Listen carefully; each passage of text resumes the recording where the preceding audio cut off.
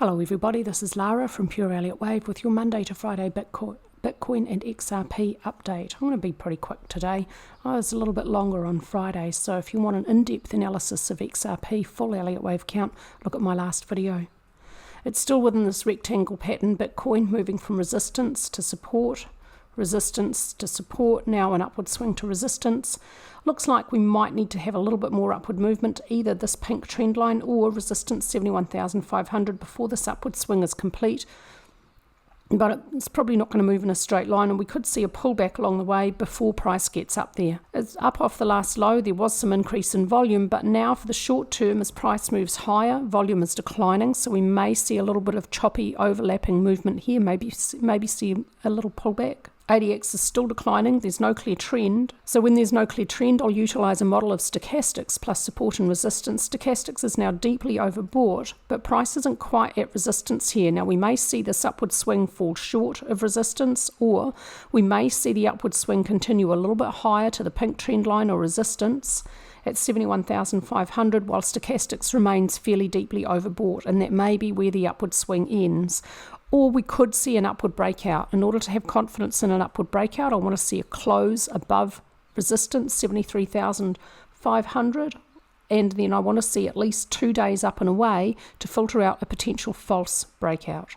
But while there's no clear trend, let's assume that this consolidation from resistance to support is going to continue. For the short term, the very short term picture for the Elliott Wave count for XRP, and again I went over full Elliott Wave count with all of XRP data in my last video.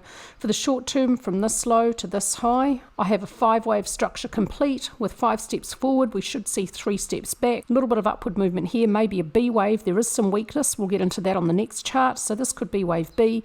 When minute wave 2, the 3-step back pattern is complete, I'd expect it to look like a pretty obvious 3-wave back pattern. So we have A down here, this may be B, and then we need C downward to move below the end of A to avoid a truncation. And for now, the log function of the 0.618 Fibonacci ratio is the area for support expected at 0.4659.